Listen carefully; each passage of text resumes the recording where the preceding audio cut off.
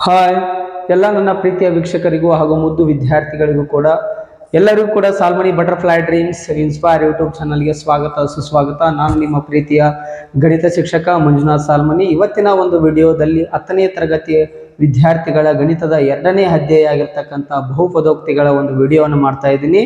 ಈ ಒಂದು ವಿಡಿಯೋವನ್ನು ಕಂಪ್ಲೀಟ್ ಆಗಿ ನೋಡಿ, ನಿಮ್ಮ ಸ್ನೇಹಿತರಿಗೂ ಕೂಡ ಶೇರ್ ಮಾಡಿ, ಎಲ್ಲರೂ ಕೂಡ ಸಬ್ಸ್ಕ್ರೈಬ್ ಮಾಡಿ, ನನಗೆ ಸಪೋರ್ಟ್ ಮಾಡಿ. ಹಾಗಾದ್ರೆ ಮೊದಲನೇದಾಗಿ ಬಹುಪದೋಕ್ತಿಗಳಂದ್ರೆ ಏನಂತ ತಿಳ್ಕೋಣ. ಈ ಬಹುಪದೋಕ್ತಿಗಳಂತಂದ್ರೆ 3 ಅಥವಾ 3ಕ್ಕಿಂತ ಹೆಚ್ಚು ಬೀಜ ಪದಗಳನ್ನು ಹೊಂದಿರುವ ಬೀಜೋಕ್ತಿಗಳನ್ನು ನಾವೇನಂತ ಕರಿತೀವಪ್ಪ ಅಂದ್ರೆ ಬಹುಪದೋಕ್ತಿಗಳು ಅಂತ ಕರಿತೀವಿ. ಉದಾಹರಣೆಗಳನ್ನು ನಾನು ಬೋರ್ಡ್ ಮೇಲೆ ಡಿಸ್ಪ್ಲೇ ಮಾಡಿದ್ದೀನಿ ಮಕ್ಕಳೇ. ಅದಾದ ತಕ್ಷಣ ನಮಗೆ ಬರ್ತಕ್ಕಂಥ next topic, very important topic ಯಾವತ್ತಪ್ಪ ಅಂತಂದ್ರೆ ಮಹತ್ತಮ ಘಾತ ಅಥವಾ ಡಿಗ್ರಿಯನ್ನ ಕಂಡುಹಿಡಿಯೋದು.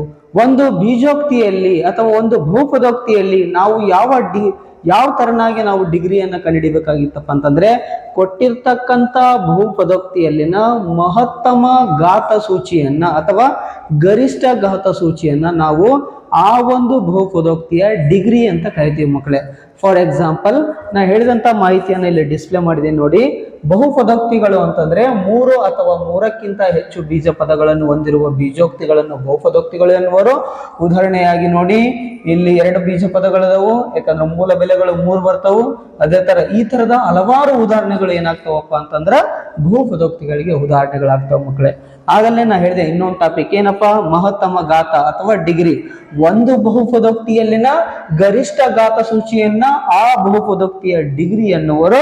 ಉದಾಹರಣೆ p of X is equal to 3x² - 4x ರ ಘಾತ 4 ಪ್ಲಸ್ 9x - 3ರಲ್ಲಿ ಈ ಒಂದು ಬಹುಪದೋಕ್ತಿಯಲ್ಲಿ ಅತ್ಯಂತ ದೊಡ್ಡ ಘಾತ ಸೂಚಿ ಯಾವುದಪ್ಪ ಅಂದ್ರೆ 4.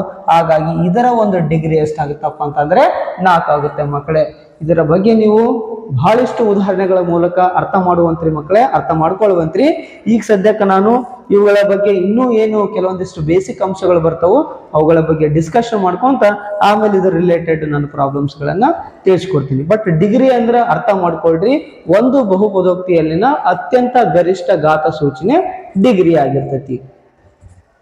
ಹಾಗಾದ್ರೆ ಬರ್ಕೊಂತೀರಾ ಮಕ್ಕಳೇ?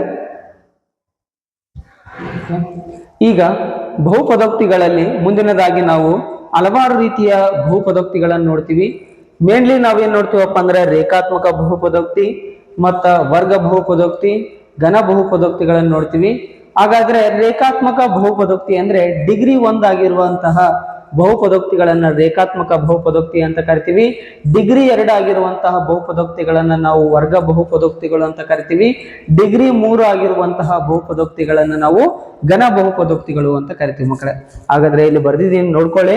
ರೇಖಾತ್ಮಕ ಬಹುಪದೋಕ್ತಿಗಳಂದ್ರೆ ಡಿಗ್ರಿ 1 ಆಗಿರುವ ಬಹುಪದೋಕ್ತಿಗೆ ರೇಖಾತ್ಮಕ ಬಹುಪದೋಕ್ತಿ ಅಂತ ಕರಿತೀವಿ. ಫಾರ್ ಎಕ್ಸಾಂಪಲ್, ಇದರ ಎಕ್ಸ್ ನ ಮೇಲಿರ್ತಕ್ಕಂಥ ಘಾತ ಏನಿರಲಿಲ್ಲಪ್ಪ ಅಂದ್ರೆ ಏನಿರ್ತೈತಿ, 1 ಇರ್ತೈತಿ ಅಂತ ತಿಳ್ಕೊಬೇಕು. ಈ ತರ ಎಕ್ಸ್ ನ ಘಾತಾಂಕದಲ್ಲಿ ಏನಿರಲ್ಲ 1. ಹಾಗಾಗಿ ಡಿಗ್ರಿ 1 ಆಗಿರುವಂತಹ ಬಹುಪದೋಕ್ತಿಗಳನ್ನ ನಾವೇನಂತ ಕರಿಬಹುದು, ರೇಖಾತ್ಮಕ ಬಹುಪದೋಕ್ತಿಗಳಂತ ಕರಿಬಹುದು. ಇವು ಯಾವ ತರ ಇರ್ತಪ್ಪ ಅಂದ್ರೆ ಈ ತರ ಆದರ್ಶ ರೂಪದಲ್ಲಿ ಇರ್ತಾವೆ. P of X is equal to ax + b ಅನ್ನೋದು ಈ ರೇಖಾತ್ಮಕ ಬಹುಪದೋಕ್ತಿಗಳ ಆದರ್ಶ ರೂಪ ಆಗಿರ್ತೈತಿ. ಅದೇ ತರನಾಗಿ ವರ್ಗ ಬಹುಪದೋಕ್ತಿಗಳು ಅಂದ್ರೆ ಡಿಗ್ರಿ 2 ಆಗಿರುವಂತಹ ಬಹುಪದೋಕ್ತಿಗೆ ನಾವು ವರ್ಗ ಬಹುಪದೋಕ್ತಿ ಅಂತ ಕರಿತೀವಿ. ಫಾರ್ ಎಕ್ಸಾಂಪಲ್, ಇಲ್ಲಿ ನೋಡ್ರಿ, ಅತ್ಯಂತ ಗರಿಷ್ಠ ಘಾತ ಏನಾಗಿರ್ತೈತಪ್ಪ ಅಂತಂದ್ರ 2 ಅನ್ನೋದಿರ್ತೈತಿ. ಇಂತಹ ಬಹುಪದೋಕ್ತಿಗಳಿಗೆ ನಾವೇನಂತ ಕರಿತೀವಪ್ಪ ಅಂತಂದ್ರ ವರ್ಗ ಬಹುಪದೋಕ್ತಿಗಳು ಅಂತ ಕರಿತೀವಿ. ಈ ವರ್ಗ ಬಹುಪದೋಕ್ತಿಗಳು ಯಾವ ರೂಪದಲ್ಲಿ ಇರ್ತಾವಪ್ಪ ಅಂದ್ರೆ ಸಾಮಾನ್ಯವಾಗಿ p of X is equal to ax² + bx + c ಅನ್ನೋ ಒಂದು ಆದರ್ಶ ರೂಪದಲ್ಲಿ ನಾವೇನ್ ನೋಡ್ತೀವಪ್ಪ ಅಂದ್ರೆ ಈ ವರ್ಗ ಬಹುಪದೋಕ್ತಿಗಳನ್ನ ಕಾಣ್ತೀವಿ ಮಕ್ಕಳೇ. ಈಗ ಘನ ಬಹುಪದೋಕ್ತಿಗಳ ಬಗ್ಗೆ ಹೋಗೋಣ. ಈಗ 3ನೇದಾಗಿ ಘನ ಬಹುಪದೋಕ್ತಿಗಳನ್ನು ನೋಡೋಣ. ಘನ ಬಹುಪದೋಕ್ತಿಗಳಂದ್ರೆ ಡಿಗ್ರಿ 3 ಆಗಿರುವಂತಹ ಬಹುಪದೋಕ್ತಿಗಳನ್ನ ಘನ ಬಹುಪದೋಕ್ತಿಗಳು ಅಂತ ಕರೀತಾರ. ಫಾರ್ ಎಕ್ಸಾಂಪಲ್ ನೋಡ್ರಿ, ಇಲ್ಲಿ ಹೈಯೆಸ್ಟ್ ಘಾತಾಂಕ ಎಷ್ಟಾಗಿರ್ತೈತಪ್ಪ ಅಂದ್ರೆ 3. ನೋಡು, ಹೈಯೆಸ್ಟ್ ಘಾತಾಂಕ 3.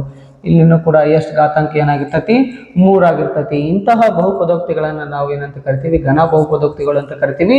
ಈ ಘನ ಬಹುಪದೋಕ್ತಿಗಳ ಆದರ್ಶ ರೂಪ ಯಾವ ರೀತಿಯಲ್ಲಿ ಕಂಡು ಬರ್ತಾವಪ್ಪ ಅಂದ್ರೆ a × x ರ ಘಾತ 3 ಪ್ಲಸ್ b × x ರ ಘಾತ 2 plus c × x plus D. ಈ ರೂಪದಲ್ಲಿ ನಾವೇನು ಕಾಣ್ತೀವಪ್ಪ ಅಂತಂದ್ರೆ ಘನ ಬಹುಪದೋಕ್ತಿಗಳನ್ನ ಕಾಣ್ತೀವಿ ಮಕ್ಕಳೇ. ಅದೇ ರೀತಿಯಾಗಿ ನಾವು ಇಲ್ಲಿ ಶೂನ್ಯತೆಗಳ ಬಗ್ಗೆ ಅಧ್ಯಯನ ಮಾಡ್ತೀವಿ. ಶೂನ್ಯತೆಗಳಂತಂದ್ರೆ ಮೂಲ ಬೆಲೆಗಳು. ಆ ಮೂಲ ಬೆಲೆಗಳನ್ನ ನಾವು ಇಲ್ಲಿ ಆಲ್ಫಾ ಮತ್ತು ಬೀಟಾ ಹೆಸರಿನಿಂದ ಕರಿತೀವಿ ಮಕ್ಕಳೇ.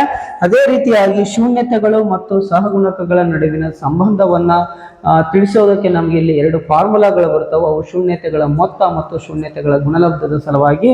ನಾವು ನಿಮಗೆ ಗೊತ್ತೈತಿ ವರ್ಗ ಬಹುಪದೋಕ್ತಿಯ ಸಾಮಾನ್ಯ ರೂಪ p of X is equal to a x square plus b x plus c. ಇಲ್ಲಿ ಎ ಬಿ ಸಿ ಅನ್ನೋವು ಸಹಗುಣಕಗಳಾಗ್ತವು. ಯಾವುದರ ಸಹಗುಣಕಗಳಾಗ್ತವಪ್ಪ ಅಂದ್ರೆ ಇಲ್ಲಿರ್ತಕ್ಕಂಥ ಎಕ್ಸ್ ಎಂಬುದರ ಸಹಗುಣಕಗಳು ಆಗ್ತವು. ಇದರ ಸಹಾಯದಿಂದ ನಾವೇನ್ ಮಾಡಬೇಕು, ಶೂನ್ಯತೆಗಳ ಮೊತ್ತ ಮತ್ತು ಶೂನ್ಯತೆಗಳ ಗುಣಲಬ್ಧದ ಸೂತ್ರವನ್ನು ರಚನೆ ಮಾಡ್ತೀವಿ. ಹಾಗಾದ್ರೆ ಡೈರೆಕ್ಟ್ ಆಗಿ ತಗೊಳ್ಳಿ ಮಕ್ಕಳೇ. ಶೂನ್ಯತೆಗಳ ಮೊತ್ತದ ಸೂತ್ರ alpha plus beta is equal to minus B by A. ಶೂನ್ಯತೆಗಳ ಗುಣಲಬ್ಧದ ಸೂತ್ರ alpha into beta is equal to C by A. ಇದು ವೆರಿ ಇಂಪಾರ್ಟೆಂಟ್. ಇದ್ರ ಮೇಲೆ ಲೆಕ್ಕಗಳನ್ನ ಕೇಳ್ತಾನ. Alpha plus beta is equal to minus B by A. Alpha into beta is equal to C by A. Chapter ನಲ್ಲಿ ಬರ್ತಕ್ಕಂಥ ಸಮಸ್ಯೆಗಳು, ಮೊದಲನೇದಾಗಿ ಡಿಗ್ರಿಯನ್ನು ಕಂಡುಹಿಡಿಯುವ ಸಮಸ್ಯೆಗಳು. ಈ ಕೆಳಗಿನವುಗಳ ಮಹತ್ತಮ ಘಾತ ಅಥವಾ ಡಿಗ್ರಿಯನ್ನು ಕಂಡುಹಿಡಿಯೋದು. For example, P of X is equal to 2x square minus X cube plus 5. ಇದರಲ್ಲಿ ಡಿಗ್ರಿ ಎಷ್ಟಾಗುತ್ತಪ್ಪ ಅಂತಂದ್ರೆ ನಾವು ನೋಡ್ಬೋದು, ಡಿಗ್ರಿ ಇಸ್ ಈಕ್ವಲ್ ಟು ಅತ್ಯಂತ ದೊಡ್ಡ ಘಾತಾಂಕ ನೋಡ್ಕೊಂತ ಬರ್ತೀವಿ, 3 ಐತಿ. ಇದರ ಡಿಗ್ರಿ ಎಷ್ಟಾಗುತ್ತಪ್ಪ ಅಂದ್ರೆ 3. ಅದೇ ರೀತಿಯಾಗಿ ಈ ಒಂದು ಬಹುಪದೋಕ್ತಿಯ ಡಿಗ್ರಿ ಎಷ್ಟಾಗುತ್ತೆ ಅಂದ್ರೆ ಡಿಗ್ರಿ ಇಸ್ ಈಕ್ವಲ್ ಟು, ನೋಡೋಣ ಘಾತಾಂಕದಲ್ಲಿ ಎಷ್ಟೈತೆ, ಎಷ್ಟು 3 ಇದೆ. ಹಾಗಾದ್ರೆ ಇದರ ಡಿಗ್ರಿನೂ ಕೂಡ 3. ಹಾಗಾದ್ರೆ ಇದರ ಡಿಗ್ರಿ ಎಷ್ಟಾಗುತ್ತೆ ಅಂತ ನೋಡೋಣ. ಇದರಲ್ಲಿರ್ತಕ್ಕಂಥ ಮಹತ್ತಮ ಘಾತಾಂಕ ಯಾವ್ದೈತಪ್ಪ ಅಂದ್ರೆ 4 ಐತಿ. ಹಾಗಾದ್ರೆ ಇದರ ಡಿಗ್ರಿ ಎಷ್ಟಾಗುತ್ತೆ, 4. ಈ ಒಂದು ಉದಾಹರಣೆಯನ್ನು ನೋಡ್ಕೊಂತ ಹೋಗೋದಾದ್ರೆ ಇದರ ಒಂದು ಡಿಗ್ರಿ ಎಷ್ಟಾಗುತ್ತೆ ಅಂತ ನೋಡೋಣ. ಇದರ ಒಂದು ಡಿಗ್ರಿಯಲ್ಲಿ ಹೈಯೆಸ್ಟ್ ಘಾತಾಂಕ ಎಷ್ಟೈತಪ್ಪ ಅಂದ್ರೆ 5 ಐತಿ. ಹಾಗಾದ್ರೆ ಇದರ ಡಿಗ್ರಿ ಎಷ್ಟಾಗುತ್ತೆ, 5 ಆಗುತ್ತೆ. ಹಾಗಾದ್ರೆ ಈ ಎಕ್ಸಾಂಪಲ್ ನಲ್ಲಿ ಡಿಗ್ರಿಯನ್ನು ನೋಡೋದಾದ್ರೆ degree is equal to highest ಘಾತಾಂಕ ಇಲ್ಲಿ 3 ಇದೆ. ಹಾಗಾದ್ರೆ ಇದರ ಡಿಗ್ರಿ ಎಷ್ಟಾಗುತ್ತಪ್ಪ ಅಂದ್ರೆ 3 ಆಗುತ್ತೆ. ಈ ರೀತಿಯಾಗಿ ಮಹತ್ತಮ ಘಾತ ಸೂಚಿಗಳನ್ನು ನೋಡೋದ್ರ ಮೂಲಕವಾಗಿ ಬಹುಪದೋಕ್ತಿಗಳ ಡಿಗ್ರಿ ಎಷ್ಟು ಎಂಬುದನ್ನು ನಾವು ಕಂಡುಹಿಡಿಯಬಹುದು. ಈಗ ಎರಡನೇ ಸಮಸ್ಯೆ, ನಕ್ಷೆಗಳ ಮೂಲಕವಾಗಿ ಶೂನ್ಯತೆಗಳ ಸಂಖ್ಯೆಯನ್ನು ಯಾವ ರೀತಿಯಾಗಿ ಕಂಡುಹಿಡಿಬೇಕು ಅನ್ನೋದು. ಇಲ್ಲಿ ಕೆಲವೊಂದಿಷ್ಟು ಲೆಕ್ಕಗಳನ್ನು ಕೊಟ್ಟಿದ್ದಾನೆ. ಈ ಲೆಕ್ಕಗಳ ಒಂದು ಶೂನ್ಯತೆಗಳನ್ನು ಕಂಡುಹಿಡಿಯಬೇಕಾಗಿತ್ತಪ್ಪ ಅಂತಂದ್ರೆ ಈ ಒಂದು ರೇಖೆಗಳು ಎಕ್ಸ್ ಅಕ್ಷದ ಮೂಲಕ ಅಥವಾ ಎಕ್ಸ್ ಅಕ್ಷದಲ್ಲಿ ಎಷ್ಟು ಬಿಂದುಗಳಲ್ಲಿ ಅದು ಛೇದಿಸಿದೆ ಅನ್ನೋದನ್ನು ಕಂಡುಹಿಡಿಯುವುದರ ಮೂಲಕ ನಾವು ಇವುಗಳ ಶೂನ್ಯತೆಯನ್ನು ಬರೆಯಬಹುದು. ಹಾಗಾದ್ರೆ ನೋಡಿ, ಮೊದಲನೇ ಚಿತ್ರದಲ್ಲಿ ಎಕ್ಸ್ ಅಕ್ಷ ಅಂದ್ರೆ ಇದು ಮಕ್ಕಳೇ. ಈ ಎಕ್ಸ್ ಅಕ್ಷದಲ್ಲಿ ಒಂದನ್ನು ಕೂಡ ಛೇದಕ ರೇಖೆಗಳು ಕಾಣ್ತಾ ಇಲ್ಲ. ಹಾಗಾದ್ರೆ ಇಲ್ಲಿನ ಶೂನ್ಯತೆಗಳ ಸಂಖ್ಯೆ ಏನಾಗುತ್ತಪ್ಪ ಅಂತಂದ್ರೆ 0 ಆಗುತ್ತೆ.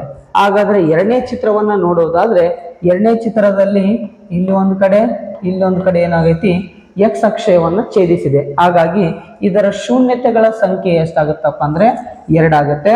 ಅದೇ ರೀತಿಯಾಗಿ ನೋಡಿ, ಈ ಒಂದು ಚಿತ್ರದಲ್ಲಿ 3 ಕಡೆ ನಾವೇನ್ ಮಾಡಬಹುದಪ್ಪ ಅಂತಂದ್ರೆ ಎಕ್ಸ್ ಅಕ್ಷವನ್ನು ಛೇದಿಸಿರುವಂತಹ ಬಿಂದುಗಳನ್ನು ನೋಡಬಹುದು.